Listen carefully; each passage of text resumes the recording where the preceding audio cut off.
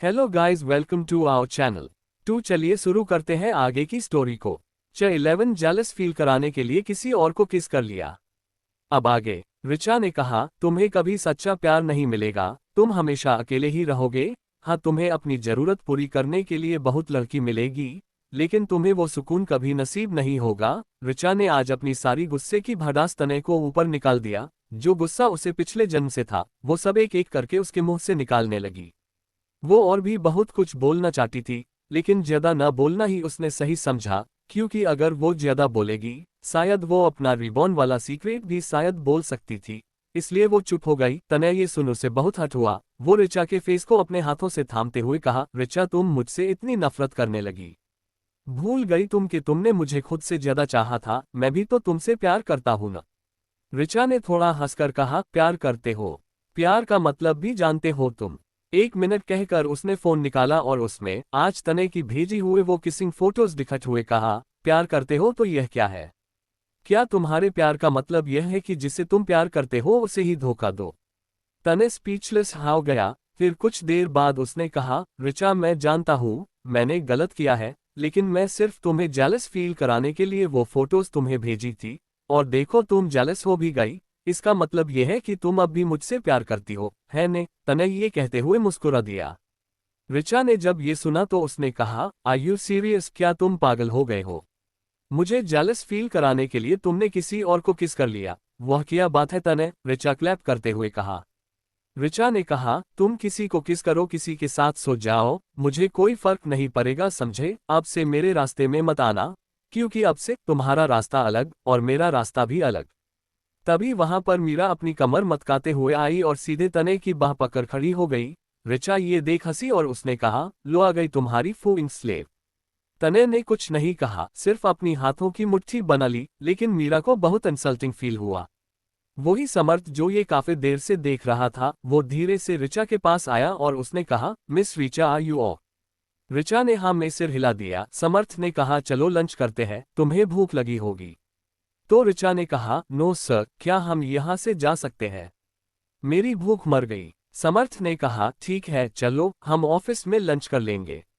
समर्थ तने और मीरा को कंप्लीटली इग्नोर करके रिचा का हाथ पकड़ के बाहर ले गया। तने सिर्फ देखता रह गया। रिचा को जब अपने हाथों में समर्थ हाथ महसूस हुआ तो उसे ऐसा फील हुआ जैसे वो किसी महफूज हाथों में आ गई हो। रिचा को पता नहीं क्यों समर्थ से बहुत अच्छी वाइब, एक अपनापन महसूस होता है। वो दोनों गाड़ी में बैठे और ओबरॉय कॉर्पोरेशन के लिए निकल गए। तने अब भी खामोश गेट की तरफ ही देख रहा है। वो सोचने लगा, रिचा कुछ बदली बदली सी लग रही है। मैंने पहले न जाने कितनी ही बार उसके सामने ही मीरा को किस किया, इंटीमेट हुआ, लेकिन रिचा चुपचाप वो सहती रही, कभी कुछ नहीं कहा। लेकिन आज उसे इतना क्यों गुस्सा आया? कहीं कुछ तो बात है रिचा के इस बदले बिहेवियर का। मैं पता लगा कर रहूंगा। और वो बाहर जाने लगा, लेकिन मीरा भी उसके पीछे जाते हुए कहा, तने तुमने देखा ना रिचा ने मेरे साथ कैसे बात की, मुझे इंसल्ट किया, क्या तुम मेरा बदला नहीं लोगे? तने ने पीछे मुड़कर देखा और मुस्कुरा कर कहा, क्यों नहीं? और वो मन में सोचा, हाँ बदला तो लूंगा, लेकिन तुमसे, वो भी अपने तरीके से, कह के उसने डेविल स्माइल कर दी और दोनों वहां से निकल गया। दूसरी तरफ कार में इस वक्त समर्थ और रिचा दोनों ही खामोश थे। रिचा को आज बहुत अच्छा लगा अपने दिल का भड़ास निकाल के, और उस मीरा का भी जो उसने इंसल्ट की, उसके दिल को थोड़ी सी ठंडक मिली। समर्थ ने बात शुरू करते हुए कहा, रिचा मैं क्या एक बात पूछ सकता हूँ? रिचा ने समर्थ की तरफ देखा और अपना सर हिला दिया। तो समर्थ ने पूछा, क्या तुम तने से प्यार करती हो? रिचा ने फिर उसकी तरफ देखा और जवाब दिया, उससे प्यार करती थी, लेकिन अब नहीं करती, उसके लिए प्यार मेरी पिछले। ये कहते कहते वो रुक गई और वो खुद को दांतने लगी कि, डम्बो, ये तू क्या बताने जा रही थी? फिर उसने बात को संभलते हुए कहा, मैं उससे अब प्यार नहीं करती। रीजन आप जान ही गए होंगे, और भी रीजन है, लेकिन मैं अब आपको नहीं बता सकती। समर्थ ने कहा, एक दिन मैं इसके लायक बन के सिखूंगा कि जब आप खुद सच बताए। ये कहकर उसने मुस्कुरा दिया। रिचा ने कुछ नहीं कहा। समर्थ को ये जान खुशी हुई कि रिचा अब तने से प्यार नहीं करती, उसे भी सब सच मालूम नहीं था। दूसरी तरफ तने की कार रायजादा इंडस्ट्री पहुंची और मीरा और तने बाहर निकले। दोनों ऑफिस के अंदर चले गए। तने अपने केबिन में जाकर बैठ गया और अपने असिस्टेंट को बुलाया। असिस्टेंट जब आया तो तने ने कहा, एक आदमी की डिटेल्स निकालनी है, मैं तुम्हें फोटो भेज रहा हूँ, इसका नाम क्या है, कहाँ रहता है, ऋचा इसके साथ क्या कर रही थी, सब डिटेल्स चाहिए मुझे। आधे घंटे में असिस्टेंट ने और बॉस कहा और बाहर चला गया। तने ने कहा, वो आदमी कौन था? मैंने पहले कभी उसे नहीं देखा, जल्द ही पता लगाना होगा। ऋचा, तुम मुझे ऐसे छोड़कर नहीं जा सकती, अच्छे से समझूंगा, प्यार से समझ जाओगी तो ठीक है, लेकिन अगर नहीं मानी तो मुझे वापस वो पहले वाला तने बनने में मजबूर मत करना, क्योंकि तुम सह नहीं पाओगी। ये बात उसने बहुत जुनून के साथ कहा। Chapter 12 Meera I want you. किशल और रीडर्स, अगर आप लोगों को कहानी पसंद आ रही है तो एक एक रिव्यू जरूर द दीजिएगा। और प्यारे रीडर्स, चलिए कहानी की तरफ चलते हैं। अब आगे तने के केबिन में उसका असिस्टेंट आया और समर्थ के बारे में डिटेल्स बताने लगा कि सर रीचा मैम के साथ जो आदमी था उनका नाम है समर्थ ओबरॉय। ओबरॉय कॉर्पोरेशन का एक लौटा वारिस और करंट सीईओ। उनका बिजनेस अमेरिका में था, लेकिन अचानक यहाँ वो आया और अपना बिजनेस यहाँ से अब कर रहा है। और उनके पेरेंट्स अब नहीं रहे, वो अकेले ही बिजनेस संभालते हैं। और ऋचा मैम उन्हीं के कॉर्पोरेशन में जॉब कर रही है। आज उनका इंटरव्यू था और उन्हें समर्थ ओबरॉय के पर्सनल असिस्टेंट का जॉब मिला है। तने ये सुन थोड़ा सोच में पड़ गया। उसने सोचा, अचानक ये यहाँ क्यों आया, और आया तो आया, ऋचा को अपना पाभी बना लिया, कुछ तो मिस्टीरियस है इसके बारे में। और ये ऋचा अचानक ऐसे कैसे वो दूसरे कंपनी में जॉब कर सकती है? उसको मैंने अभी तक रिहा नहीं किया है। मेरे परमिशन के बिना वो ऐसे ही किसी के साथ काम नहीं कर सकती। वो कुछ देर सोचने के उसे याद आया और अचानक उसके फेस पर स्माइल आ गई और उसने कहा कि हाँ, मैंने उससे एक जॉब ज्वाइनिंग के समय एक कॉन्ट्रैक्ट साइन करवाया था ना। हाँ, उसके हिसाब से वो मेरे मर्जी के बिना किसी और कंपनी में जॉब नहीं कर सकती। हाँ, अब उसे यहाँ आना ही होगा।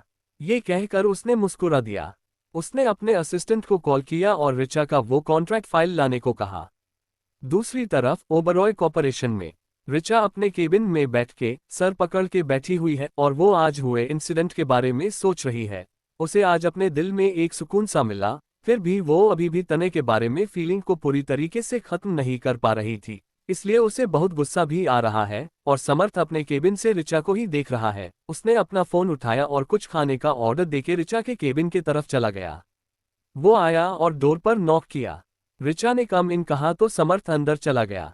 ऋचा समर्थ को देखकर अपने जगह खड़ी हो गई और उसने शॉक होकर कहा, सर आप यहाँ? समर्थ ने कहा, हाँ क्यों, मैं नहीं आ सकता? ऋचा ने कहा, नहीं सर, मेरा वो मतलब नहीं था। समर्थ ने कहा, मिस ऋचा आप बैठिए, आपने लंच अभी तक नहीं किया है, भूख लगी होगी ना आपको, चलिए कुछ खा लेते हैं। ऋचा ने कहा, लेकिन सर मुझे भूख नहीं लगी है। समर्थ ने कहा, भूख तो आपको लगी है, चलिए चुपचाप हाथ धोकर आइए। ऋचा मना नहीं कर पाए, क्योंकि आज तक उसके माँ के अलावा किसी ने भी उसे इतने प्यार से केयर नहीं दिखाया था। इसलिए वो वॉशरूम गई और हाथ धो के आ गई। कुछ देर बाद दोनों का खाना आया और समर्थ ने ऋचा को सर्वे किया। ऋचा बस देख ही रही थी, यूं से एक स्पेशल फील हुआ। वो तने के साथ ऐसा ही तो वक्त बिताना चाहती थी, लेकिन ये कभी हो नहीं पाया। खैर, वो ये सब सोच साइड में किया और समर्थ के साथ खाना एंजॉय करने लगी। वो खाना खा ही रही थी कि तने का उसे कॉल आया और उसने देखा फिर इग्नोर किया। लेकिन बार बार तने का कॉल आ रहा था, लेकिन उसने फोन नहीं उठाया। समर्थ ने देख लिया था कि तने उसे कॉल कर रहा है। ये देख समर्थ ने कहा, मिस ऋचा, एनी प्रॉब्लम? कुछ प्रॉब्लम है तो आप मुझे बता सकती है, और अगर कोई हेल्प चाहिए आप बेझिझक आप मुझे बता सकती है। ओक, ऋचा ने कहा, नहीं कोई प्रॉब्लम नहीं है, और अगर कोई प्रॉब्लम हुई तो मैं आपको जरूर बताऊंगी। ऋचा को समर्थ का उसे पैम्पर करना बहुत अच्छा लग रहा था। दूसरी तरफ तने को बहुत गुस्सा आया कि ऋचा ने कॉल नहीं उठाया। उसने गुस्से से टेबल पर रखा सारी चीज साइड में फेंक दिया और अपने गुस्से को काबू करने की कोशिश करने लगा। उसे कुछ नहीं समझ आया तो उसने मीरा को केबिन में बुलवाया। थोड़ी देर बाद मीरा स्टाइल से कमर को इधर उधर मथकते हुए उसके पास आई और पीछे से उसको हक कर लिया। तने ने उसे पीछे से आगे की तरफ खींच लिया और डायरेक्ट उसके होठों को अग्रेसिव होकर किस करने लगा। मीरा अचानक इस अट्रैक्ट से हकी बक्की रह गई, लेकिन जब उसे महसूस हुआ कि तने उसे किस कर रहा है तो उसे बहुत अच्छा लगा। तने ने थोड़ी देर बाद ब्रेक करते हुए कहा, Meera I want you. Meera उसे देखती रही और तने को खुद किस करने लगी। उसने उसकी शर्ट के बटन धीरे धीरे खोलना शुरू किया। मीरा उसको प्लेजर देने लगी। तने आंखें बंद करके ऋचा के बारे में सोचने लगा और उसने खुद से कहा, सॉरी ऋचा, मैं ये कर रहा हूँ, लेकिन ये मुझे जरूरत है, मुझे अपना फ्रस्ट्रेशन कहीं तो निकालना था, इसलिए मैं ये रास्ता अपना रहा हूँ। जब तुम मेरे पास आ जाओगी, मैं सिर्फ तुम्हें ही चाहूंगा, सिर्फ तुम्हारे करीब ही आऊंगा। उफ, ये ताने कितना गिरा हुआ इंसान है ना। एक तरफ ऋचा से प्यार करने का डौ करता है और यहाँ ये दूसरी औरत के साथ गुलू गुलू कर रहा है, हंसमक। उसने मीरा की तरफ देखकर ईवल स्माइल कर सोचा, जो भी हो, ये लड़की प्लेजर बहुत अच्छा देती है, इसे मेरे लिए सिर्फ स्पेशल नीड के लिए ही रख लूं क्या? वैसे भी इसकी सजा भी तो इसे देनी है। मीरा अपना काम कर रही है और तने गहरी गहरी सांस लेते हुए अपनी आंखें बंद करके लेता हुआ है। मीरा उसके शर्ट उतार के फेंक दिया और उसके ऊपर आकर उसके सीने में किस। 13 हवसी तने और मीरा। ए फ्लैट आगे। मीरा तने की बेल्ट खोल के नीचे कहीं दूर फेंक दिया। तने सिर्फ आंखें बंद करके महसूस कर रहा था। मीरा धीरे उसकी जिप खोली और उसकी वो हिस्सा निकाल के अपने हाथों से उसे सहलाने लगी। तने गहरी गहरी सांस ले रहा था, उसे ऐसा लगा जैसे वो जन्नत में पहुंच गया हो। जब तने क्लाइमैक्स में पहुंचने ही वाला था कि मीरा ने अपना हाथ रोक लिया तो तने ने उसकी ओर देखा। मीरा टेढ़ी मुस्कुरा रही थी।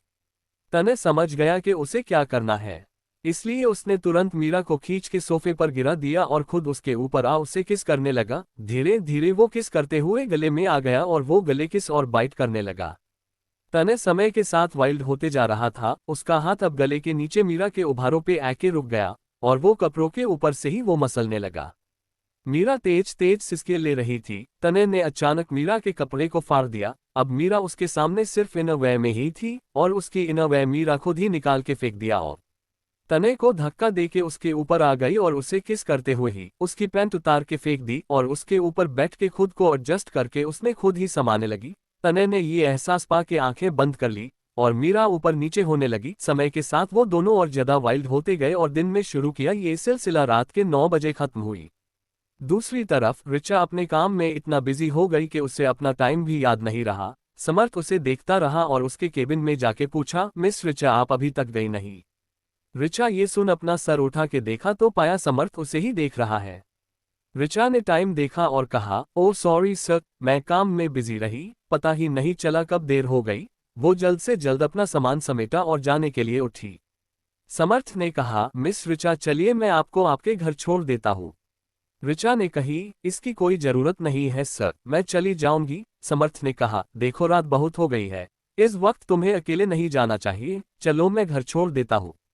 ऋचा मान गई और समर्थ के साथ घर चली गई। समर्थ ने ऋचा को उसके घर ड्रॉप किया और वो अपने विला में चला गया। ऋचा घर पहुंची तो उसकी मोम लिविंग रूम में ही उसका इंतजार कर रही थी। ऋचा की मोम ने चिंता करते हुए पूछा, बेटा तुम्हें इतनी देर क्यों हो गई? मैं कब से तुम्हारा इंतजार कर रही थी। ये कह के उन्होंने अपना मुंह फुला लिया। ऋचा ने ये देख थोड़ी हंसी और अपनी माँ को पीछे से हक करके बोली, ओ मेरी राजकुमारी मुझसे नाराज है। ये कह के उसने अपनी माँ को हल्का गुदगुदी करने लगी। ऋचा की मोम को जरा भी गुदगुदी बर्दाश्त नहीं होता, इसलिए उन्होंने हंसना शुरू किया और बोली, नहीं मेरी माँ, मैं नाराज नहीं हूँ। दोनों ही हंसने लगी। ऋचा इतने सालों बाद आज खुल के हंस रही थी, क्योंकि पिछले जन्म में उसकी मोम की डेथ के बाद वो हंसना तो दूर मुस्कुराना भी भूल गई थी और आज अपनी इस नई जन्म में अपने माँ के साथ खुल के हंस के उसकी दिन भर की थकान जैसे भूल ही गई है। कुछ देर बाद दोनों ने डिनर किया और सोने चली गई। रायजादा इंडस्ट्री में तने और मीरा अभी भी दोनों ऐसे ही पड़े हैं। दोनों गहरी गहरी सांस ले रहे हैं। तने ने धीरे से अपनी आंखें खोली और मीरा को देखने लगा। उसे याद आया कैसे उसने इस औरत के लिए ऋचा को हट करता था। ये जो कहती थी वो ही मानता था। शायद वो इससे प्यार करने लगा था, शायद नहीं, वो खुद ही नहीं जानता था कि आखिर उसे चाहिए क्या था। अब उसकी हालात ऐसे ही है, उसे समझ नहीं आ रहा कि उसे क्या चाहिए। एक तरफ ऋचा को वापस पाना चाहता है और वही दूसरी तरफ इस औरत से दूर भी नहीं रहना चाहता है। शायद ताने पागल हो गया है। वो धीरे से मीरा को साइड किया और उठ के अपनी पैंट पहनी और विंडो के पास चला गया।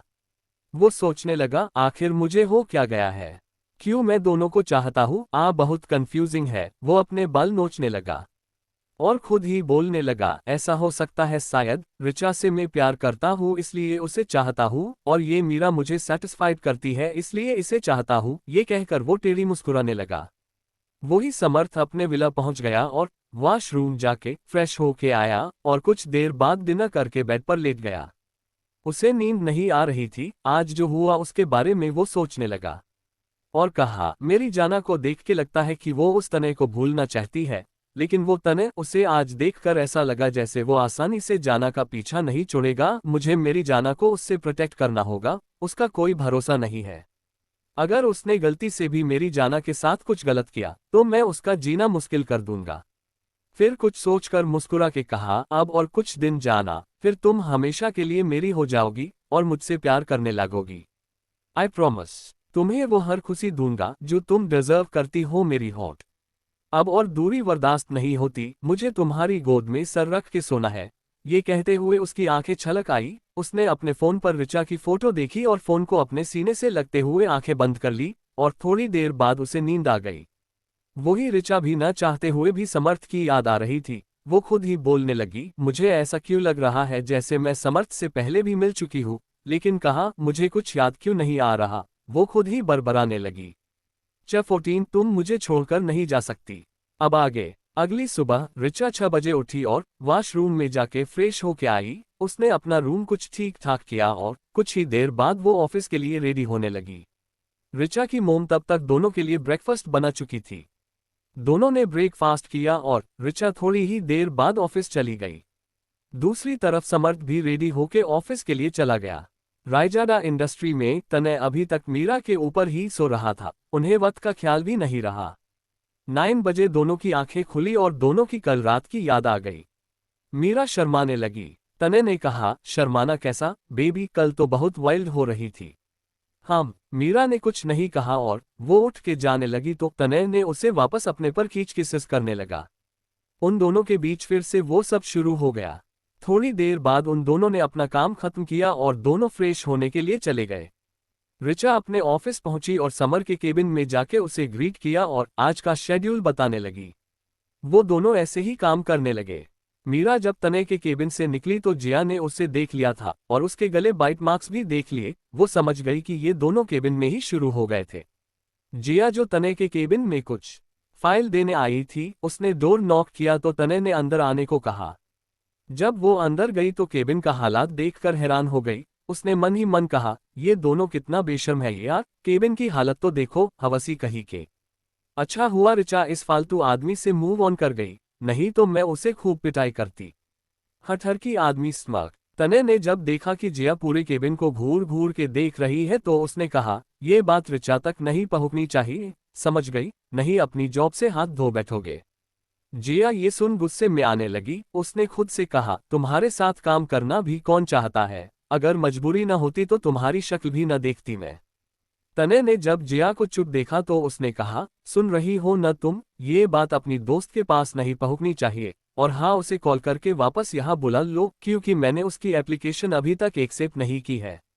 जिया ने तनय से कहा, पर सर वो तो दूसरी जॉब कर रही है, तो आप क्यों उसकी एप्लीकेशन एक्सेप्ट नहीं कर लेते? वो यहाँ काम नहीं करना चाहती। तनय ने कहा, मैं जो बोल रहा हूँ वही होगा, और हाँ उसे बताना कि वो कभी ऐसे जॉब छोड़ के नहीं जा सकती। और उसके बाद जिया को जाने को कहा। जिया चली गई और वो गुस्से में दंदनाते हुए चली गई।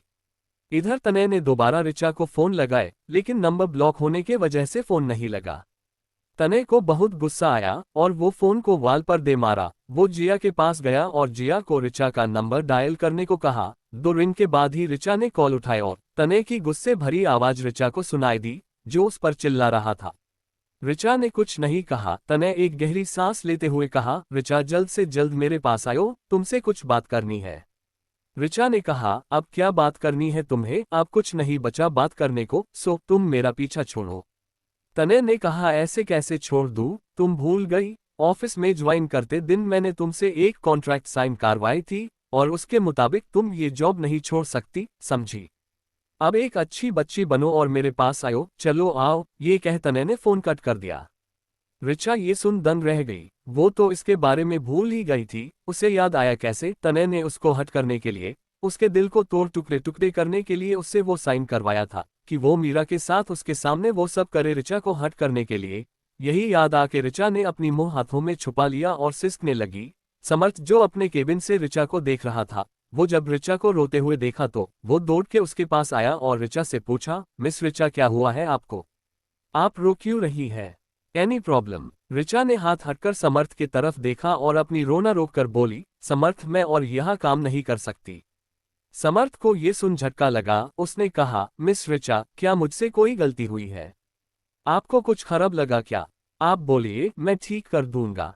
ऋचा ने कहा, नहीं समर्थ, ऐसी बात नहीं है, मैं यहाँ बहुत खुश हूँ, मुझे सच में यहाँ अच्छा लगा। एक्चुअली बात यह है कि उसने सारी बात समर्थ को बता दी। समर्थ ये सुन बहुत गुस्से में आया। उसने कहा, मिस्टर तने कुछ ज्यादा ही तुम्हें परेशान नहीं कर रहे? तुम चिंता मत करो, अपना काम करो, वो कुछ नहीं कर पाएगा, मैं भी देखता हूँ ये किस हद तक गिरेगा। डोंट वरी, मैं हूँ तुम्हारे साथ। हो ऋचा ने अपना सर हिलाया और मुस्कुरा दी। समर्थ वहां से चला गया। समर्थ के जाने के बाद ऋचा ने कहा, समर्थ मेरा इतना केयर क्यों करते हैं? मैं रो रही थी, ये उनको कैसे पता चली? और वो कितने अच्छे से मुझे पैम्पर किया। ऋचा को उसके रोते समय समर्थ का वो केयर देख ऋचा को बहुत अच्छा लगा। उसे ये बात उसके दिल को छू गई। कहीं ना कहीं उसके दिल में समर्थ के लिए एक जगह बनने लगी है। समर्थ कर वो केयरिंग साइड देखकर ऋचा के दिल में समर्थ के लिए एक अलग ही जगह बन गई। ऋचा अब थोड़ा राहत की सांस ली और काम करने लगी। उधर तने इंतजार करता रहा लेकिन ऋचा नहीं आई। उसे और गुस्सा आया। उसे आज हॉस्पिटल भी जाना था। गुस्से की वजह से वो भूल भी गया। उसे थोड़ी देर बाद एक कॉल आई और हॉस्पिटल चला गया क्योंकि उसे आज एक सर्जरी करनी थी। ऋचा काम करते करते थक गई और उसे चक्कर सा आने लगा। उसे हल्का हल्का बुखार भी चढ़ा हुआ था, फिर भी इसको इग्नोर करके अपना काम करती रही। शायद वो जानती थी कि किस वजह से ये हो रहा है। 15 टाने फोर्सफुली हग ऋचा। अब आगे ऋचा को बहुत डिजीनेस मैच सपे की मात्रा सपे छोटे ऊ की मात्रा सा हुआ। उसने सोचा, क्या ये इतनी जल्दी मुझे हो रहा है? पिछले लाइफ के मुताबिक 2-3 महीने होने चाहिए ना मेरे पास। ओ गॉड, मैं अब क्या करूंगी? मोम की लाइफ कैसे सिक्योर करूंगी? मैं उनके लिए बहुत पैसे कमाना चाहती हूँ कि जब मैं न रहूं तो मोम को कोई मुश्किल न हो, उन्हें किसी भी चीज की कमी न हो। मुझे कुछ सोचना पड़ेगा। दिन ऐसे ही बीत गया। ऑफिस वर्क खत्म करके ऋचा घर जाने के लिए निकली। ऋचा को जाते हुए देखा तो समर्थ भी उसके पीछे गया और कहा, ऋचा चलो मैं तुम्हें घर ड्रॉप कर देता हूँ। ऋचा ने कहा, नो समर्थ, मैं चली जाऊंगी, तुम्हें परेशान होने की कोई जरूरत नहीं है। समर्थ ने कहा, क्या तुम मुझे अपना दोस्त नहीं समझती? देखो, अगर मुझे दोस्त समझती हो तो मना मत करना। ऋचा ने और कहा और समर्थ के साथ घर चली गई। उधर ऋचा के घर में तनय आया क्योंकि ऋचा उसकी कॉल रिसीव नहीं की थी और उसके बुलाने के बावजूद ऋचा उसके ऑफिस नहीं गई, इसलिए वो हॉस्पिटल से सीधा ऋचा के घर ही आ गया। वो ऋचा के घर पहुंचा तो ऋचा की मोम ने उससे अंदर आने को कहा क्योंकि वो दोनों बचपन से साथ पढ़ते थे, साथ रहते थे, तो ऋचा की मोम तनय को जानती थी। उन्होंने मुस्कुराते हुए तनय अंदर बुलाया और उसे बैठने दिया।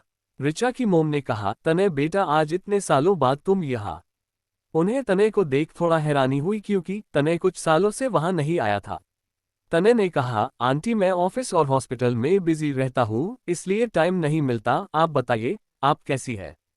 ऋचा की मोम ने कहा, मैं तो अब अच्छी हूँ, पर ऋचा कुछ ठीक नहीं लग रही, उदास सी रहती है, तुम्हें कुछ पता है क्या? तनय ने कहा, नो आंटी, मैं नहीं जानता। तनय को ऋचा की मोम को देख याद आया कि उसने कैसे उनके साथ बर्ताव किया था, उन्हें मरने के लिए छोड़ दिया था। ये सोच के कि ऋचा ने उसकी मोम डैड को मारा है तो वो भी उसकी मोम को सजा देगा। वो नफरत में इतना अंधा हो गया था कि इंसानियत भी भूल गया था। उसे आज ऋचा की मोम को देख के गिल्ट महसूस होने लगा और उन्हें आज ठीक देख के उसे दिल में सुकून मिला। थोड़ी ही देर बाद समर्थ की कार ऋचा के घर पहुंची। समर्थ ने उसके लिए डोर ओपन किया और ऋचा भी मुस्कुराते हुए कार से उतर गई। उन दोनों को मुस्कुराता देख तनय ने अपनी मुट्ठी बना ली क्योंकि वो कार की आवाज सुन बाहर आ गया था और उसने ऋचा को समर्थ की कार से उतरते हुए देखा तो वो जल भून के राख हो गया और सीधे अंदर चला गया। समर्थ ऋचा को अपना ख्याल रखने को बोल चला गया। ऋचा जब अंदर आई तो तनय को देख शॉक हो गई। उसने उम्मीद नहीं की थी कि तनय यहाँ उसके घर आएगा क्योंकि उस इंसिडेंट के बाद वो उसके घर कभी नहीं आया था। आज इतने सालों बाद उसे उसके घर देखकर हैरानी हुई। उसके बाद ऋचा गुस्से में होकर तनय से कहा, तनय तुम यहाँ क्या कर रहे हो? तनय ने कहा, क्यों, मैं यहाँ नहीं आ सकता क्या? ऋचा ने कहा, क्या जरूरत पड़ गई यहाँ आने के लिए? तनय ने कहा, तुम मेरा फोन क्यों नहीं उठा रही थी? ऋचा कुछ बोल पाती तभी ऋचा की मोम हाथ में कॉफी लेके आई और उन्होंने कहा, तुम लोग ऐसे लड़ क्यों रहे हो? अभी तक बच्चों जैसे लड़ते रहते हो। ऋचा चुप हो गई और खामोश होकर अपने रूम में चली गई। तने जब उसे जाते हुए देखा तो उसने ऋचा की मोम से कहा, आंटी मैं ऋचा से बात करके आता हूँ, ऑफिस रिलेटेड, और वो शायद नाराज है मुझसे। ऋचा की मोम ने कहा, हाँ हाँ जाओ। तने भी ऋचा के रूम में चला गया। उसने जाके देखा कि ऋचा अपना सर पकड़ के बेड पर बैठी हुई है। वो सीधा जाके ऋचा को उठा के दीवार से सता दिया और उसके नजदीक जाके अपनी दांत चबाते हुए कहा, तुम वो समर्थ के साथ क्या कर रही थी? ऋचा ने कहा, उन्होंने मुझे लिफ्ट दी थी। फिर उसने कहा, तुम्हें क्या फर्क पड़ता है, मैं किसी के भी साथ आऊं, तुम्हें कुछ लेना देना नहीं होना चाहिए। तने ने कहा, मुझे लेना देना क्यों नहीं है, तुम भूल गई? तुम मुझसे प्यार करती हो तो उसके साथ क्यों घूम रही हो? ऋचा ने हंसते हुए कहा, प्यार? किस प्यार की बात कर रहे हो? वो प्यार जो तुमने कभी कदर नहीं की, वो प्यार जो तुमने अपनी बेवफा से कालिक पोत दी, या वो प्यार जो तुमने हर वक्त मजाक उड़ाया? तुम्हारे लिए मेरा प्यार खत्म हो चुका है, तुम सिर्फ अब अजनबी हो मेरे लिए, और प्लीज यहाँ आज के बाद कभी मत आना। तने ये सुन गुस्सा हो गया और उसने जबरदस्ती ऋचा को किस करने लगा। वो अग्रेसिव होकर किस करता रहा। ऋचा खुद को चुराने की नाकाम कोशिश करने लगी। ऋचा को आज तने से घिन आ रही थी। उसका ये बर्ताव देखकर ऋचा की फीलिंग जो कुछ ही बची थी तने के लिए, वो भी अब पूरे तरीके से खत्म हो रही थी। ऋचा रोने लगी। उसे आज तने से प्यार करने के लिए खुद पर ही गुस्सा आने लगा। उसने कभी नहीं सोचा था कि तने ऐसा भी कुछ करेगा। बीतते समय के साथ तने पासियोंतेली किस करता रहा। उसे ऋचा के होठों को चूमते हुए उसके दिल को सुकून महसूस हुआ, जो आज तक वो फील नहीं किया था। वो आधे घंटे बाद रुका और ऋचा के सर से अपना सर जोड़ते हुए कहा, तुम सिर्फ मेरी हो, अगर किसी और के पास जाने की कोशिश की तो मैं सब बर्बाद कर दूंगा। तुम जानती हो न मैं क्या क्या कर सकता हूँ। ऋचा उसे नफरत से देखने लगी। 16 एक प्यार भरी हक।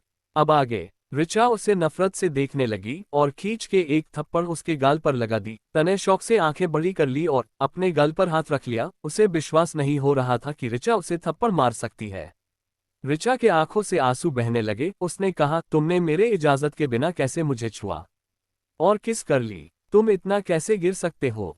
क्या तुम्हारा अब मीरा से मन भर गया जो इलाज मेरे पास आ गए? मुझे न तुमसे अब घिन आ रही है। तुम वो तने नहीं हो जिसे मैं जानती थी। तुम तो एक सिर्फ लस्ट से भरा इंसान बन के रह गए हो। निकल जाओ यहाँ से अभी के अभी। तने ने तुरंत उसके चेहरे को थामते हुए कहा, हे ऋचा, आई एम सॉरी। देखो मैं ये करना नहीं चाहता था, पर मैं खुद को रोक नहीं पाया। पल्स शांत हो जाओ। ऋचा रोने लगी।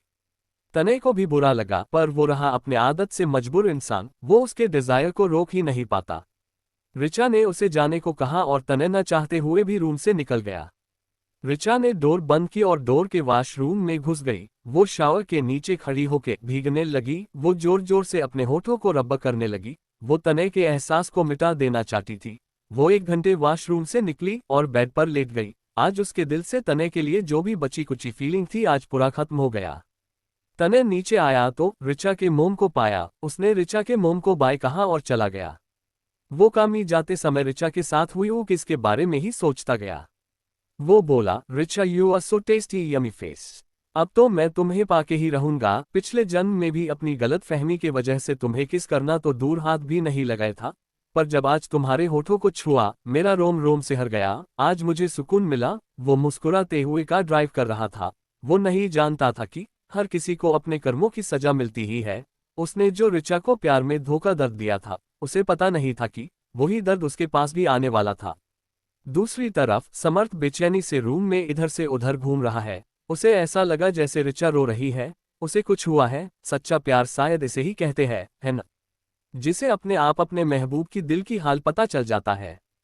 समर्थ से अब रहा नहीं गया और उसने ऋचा को कॉल लगा दिया। पहले तो ऋचा ने फोन नहीं उठाया। उसे किसी से भी बात करने का मन नहीं था, पर बार बार कॉल आने की वजह से उसने बिना देखे ही कॉल उठा लिया। लेकिन उसने कुछ नहीं कहा। समर्थ ने जब कुछ नहीं सुना तो वो खुद ही बोला, ऋचा रेऊ दे। ऋचा ने जब समर्थ की आवाज सुनी तो उसे हैरानी हुई। इतने रात गए क्यों कॉल रहे हैं? ऐसा सोचकर ऋचा ने हेलो कहा।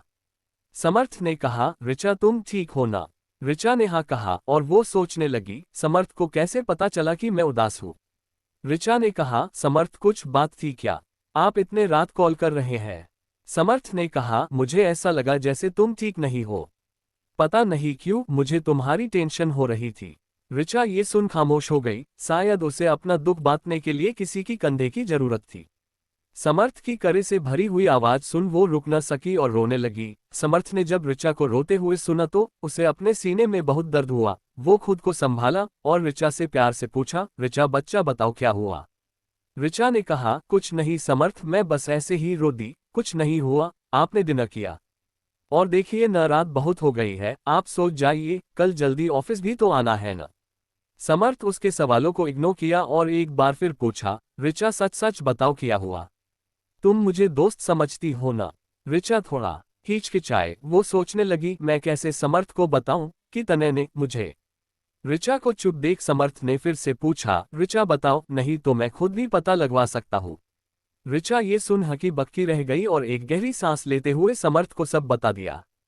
समर्थ ये सुन गुस्से में उबलने लगा, एक जोर से पंच डिस्ट्रिक्ट पे दे मारा। ऋचा ने कहा, मुझे खुद से घिन आ रही है समर्थ, उसने मुझे जबरदस्ती किस की, मुझे अच्छा नहीं लग रहा।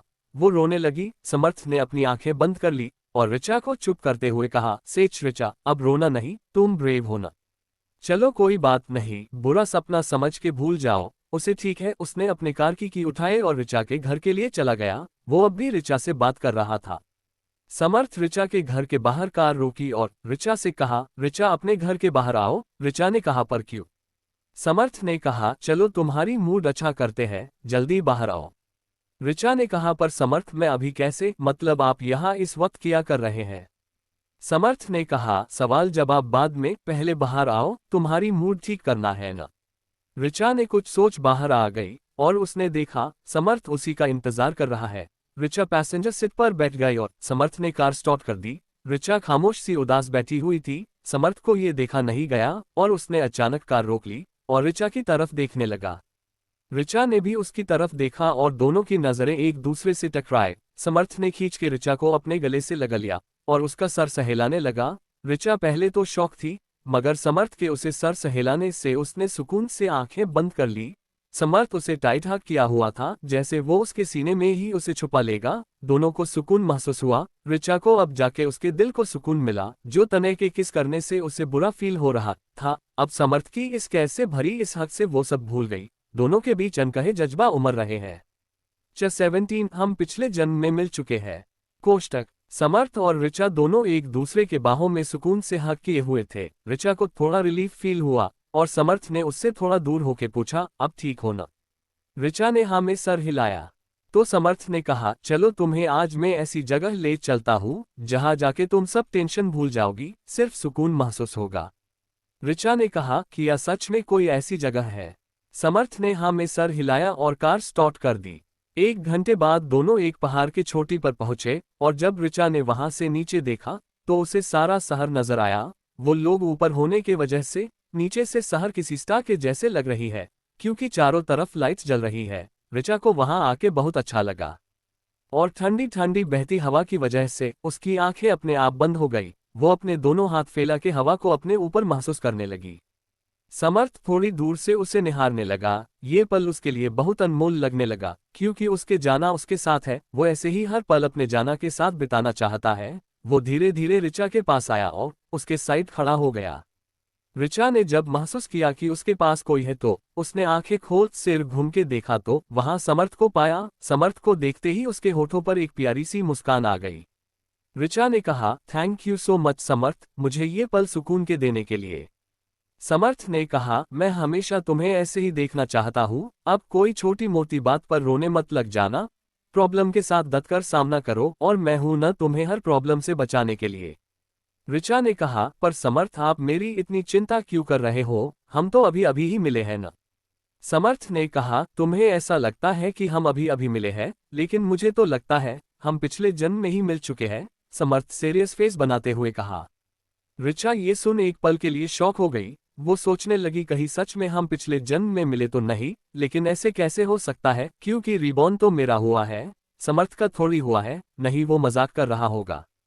समर्थ ने जब ऋचा की बनती बिगड़ती एक्सप्रेशन देखी तो वो थोड़ा हंस के कहा, अरे बच्चा, मैं मजाक कर रहा था। ऋचा ये सुन गहरी सांस ले अपनी आंखें बंद कर ली, लेकिन समर्थ उसको अच्छा से ऑब्जर्व कर रहा था। वो सोच रहा था कि अचानक पिछले जन्म के बात करते समय ऋचा की चेहरे का रंग क्यों उड़ गया। कहीं कुछ तो ऐसा है जो वो छुपा रही है। फिर समर्थ ने कहा, ऋचा अब तुम्हें अच्छा लग रहा है ना? ऋचा, हाँ समर्थ, मुझे अच्छा लग रहा है, काश मैं यही रुक जाती, कितना सुकून है यहाँ। समर्थ ने कहा, चाहो तो मेरे साथ जब दिल चाहे आ सकती हो, क्योंकि मुझे भी ये जगह बहुत अच्छी लगती है। ऋचा ने उछालते हुए कहा, क्या सच में, मैं जब चाहे आ सकती हूँ। समर्थ ने हाँ में सर हिलाया। फिर ऋचा ने कहा, समर्थ अब हमें चलना चाहिए, मोम चिंता कर रही होगी।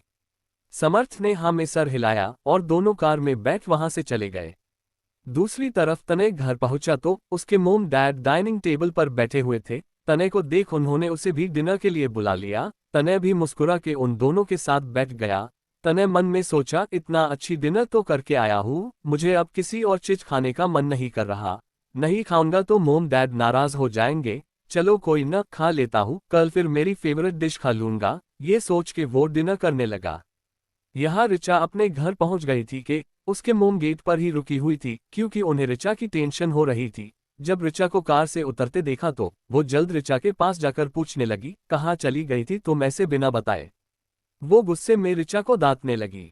ऋचा कुछ बोल पाती तभी समर्थ कार से उतरा और वो बोला, एक्चुअली आंटी मैं ही ऋचा को ले गया था। वो किया है ना, मेरी एक फ्रेंड का बर्थडे है तो गिफ्ट सेलेक्ट करने हेल्प के लिए ले गया था। आपको बुरा लगा तो सॉरी आंटी। ऐसे कह के उसने अपनी कान पकड़ ली। ऋचा की मोम को समर्थ का कान पकड़ना बहुत फनी लगा और वो मुस्कुरा कर कहा, अरे बेटा कोई बात नहीं, लेकिन ये जली तो बता के जा सकती थी ना। इतनी रात हो गई है, मैं डर गई थी। वैसे भी इसके सिवा मेरा है ही कौन। समर्थ ने उनको कहा, आंटी मेरे रहते हुए ऋचा को कुछ नहीं होगा, आप टेंशन मत लीजिए। ऋचा की मोम ने कहा, वैसे बेटा तुम्हारा नाम क्या है और क्या तुम दोनों दोस्त हो। और वो खुद को चपत लगा के कहा, अरे मैं भी न, ऐसे ही घर के बाहर खड़े खड़े पूछ रही हूँ, आओ ना बेटा अंदर आओ। समर्थ ने कहा, लेकिन आंटी अब तो रात हो गई है न, मैं किसी और दिन आऊंगा। ऋचा की मोम ने कहा, अरे डिनर करके जाओ, चलो आओ, हमने भी नहीं किया है। ये कह उन्होंने आगे कदम बढ़ा दिए। समर्थ और ऋचा भी उनके पीछे चले गए। अंदर जाकर समर्थ को बिठाया और फिर ऋचा को डिनर रेडी करने के लिए बोल के ऋचा की मोम खुद समर्थ से बात करने लगी और उन्होंने कहा, हाँ बेटा बोलो, तुम्हारा नाम क्या है। समर्थ ने कहा, जी समर्थ ओबरॉय। ऋचा की मोम ने कहा, हाँ अब चलो डिनर करते हैं। तीनों ने मिलकर डिनर किया और समर्थ जाने के लिए उठा। ऋचा की मोम ने कहा, अच्छा बेटा कभी कभी आते रहना, मैं भी घर में बोर हो जाती हूँ, बात करने से अच्छा लगता है। फिर ऋचा ने कहा, मोम समर्थ कैसे आ सकते हैं, उन्हें इतनी बड़ी कंपनी भी चलना होता है न। समर्थ ने कहा, कोई बात नहीं आंटी, मैं आता रहूंगा। आज बहुत सालों बाद मुझे ऐसा लगा जैसे मैं अपनी माँ को मिल रहा हूँ, मुझे आपको देख के मेरी माँ की याद आ गई। ऋचा की मोम ने कहा, अरे तो मुझसे भी माँ कह सकते हो न, क्योंकि मुझे भी एक बेटा चाहिए। ये कहकर उन्होंने मुस्कुरा दिया। समर्थ भी मुस्कुरा के उनके गले लग गया। ऋचा दूर खड़ी उन दोनों को देख रही थी, आज अपनी माँ को खुश देख वो भी खुश थी। और समर्थ ऋचा और ऋचा की मोम को बाय बोल के चला गया। 18 ताने की गंदे इरादे। अब आगे। अगली सुबह ऋचा एक एंड्राई लेते हुए उठी और आज उसके चेहरे पर एक बहुत प्यार सा स्माइल था। वो उठी और वॉशरूम जाके नहा धो के सीधे ऑफिस के लिए रेडी हो आई। वो रेडी होके नीचे आई और अपनी मोम को पीछे से हक करके गुड मॉर्निंग विश किया। ऋचा की मोम भी मुस्कुराते हुए अपनी बेटी के माथे पर मिश करके गुड मॉर्निंग विश की। ऋचा की मोम आज बहुत दिनों बाद ऋचा को इतनी खुश देख वो भी खुश हो गई। उन्हें ऐसा लगा जैसे उनकी खोई हुई बेटी वापस मिल गई हो, जैसे पुरानी ऋचा वापस मिल गई हो। दोनों हंसी मजाक करते हुए अकी से ब्रेकफास्ट की। ऋचा की मोम ने कहा, बेटा समर्थ कहाँ काम करता है।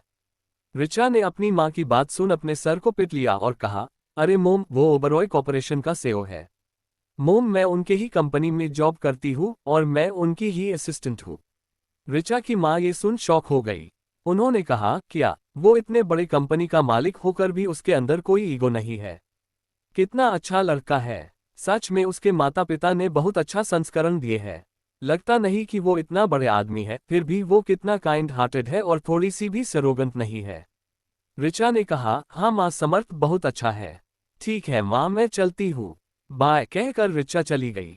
वो जब घर के बाहर आई तो गेट पर ही तने को खड़ा पाया। ऋचा तने को देख शॉक हो गई और फिर उसे तेज गुस्सा आया। वो सुबह सुबह झगड़ा करने के मूड में बिल्कुल नहीं थी, इसलिए तने को इग्नोर कर रोड के दूसरे साइड जाके टैक्सी का इंतजार करने लगी।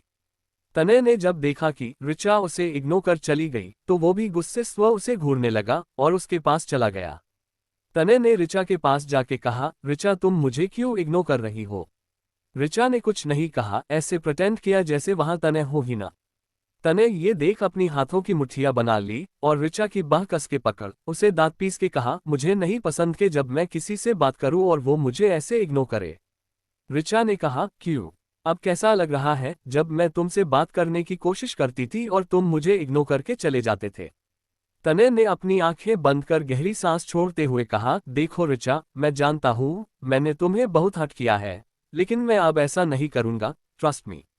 ऋचा ने कहा, ट्रस्ट और तुम पे? कभी नहीं। तुम कभी बदल नहीं सकते समझे। और मैं तुम्हें ट्रस्ट करना भी नहीं चाहती। तने ने कहा, ऋचा एक मौका तो दे ही सकती हो न।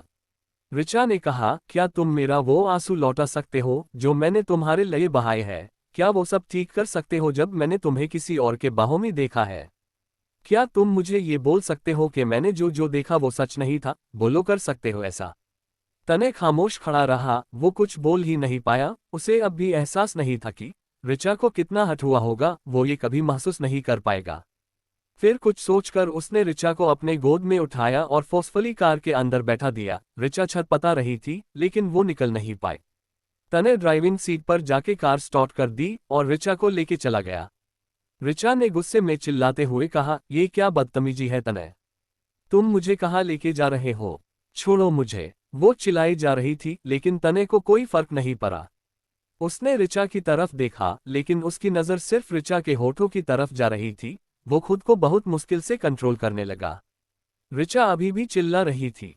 कुछ देर बाद दोनों रायजादा इंडस्ट्री पहुंच गए। ऋचा ये देख हैरान हुई कि तने उसे रायजादा इंडस्ट्री लेके आया था।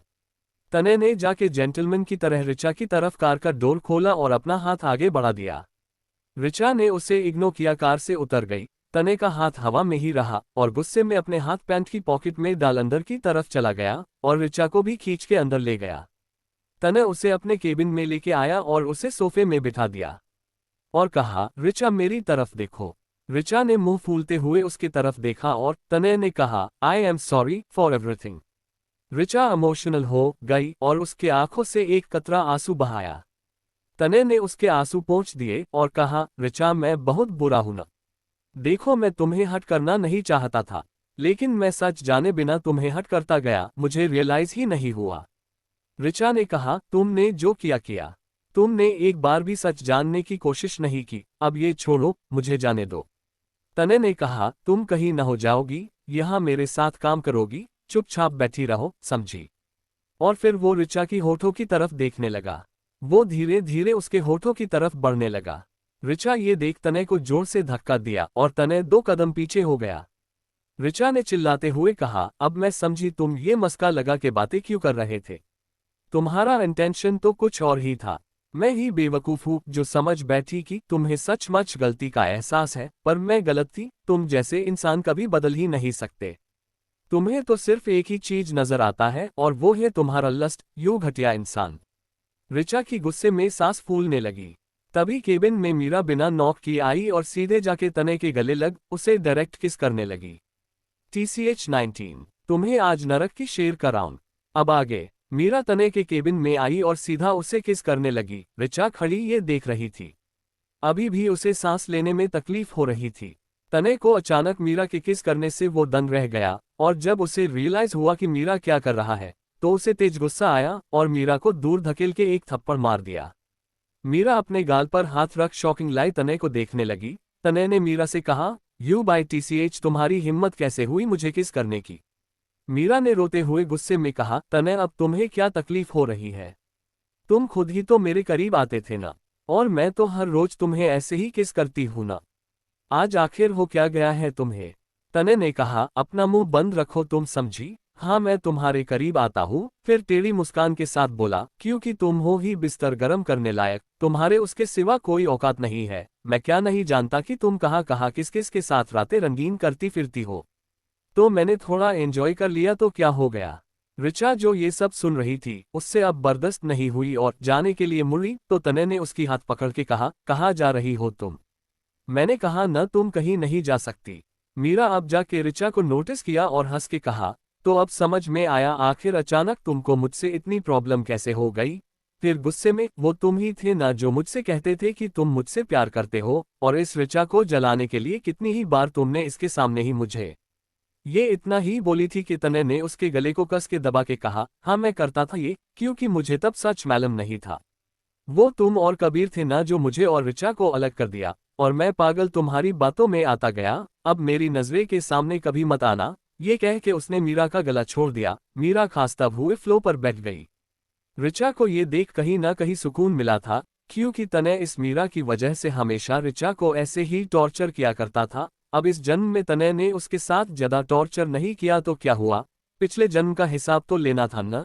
इसलिए उसे आज बहुत अच्छा लगा, एक एक करके सभी को वो सजा देना चाहती थी। आज बारी मीरा की थी, कल शायद तने और कबीर का हो।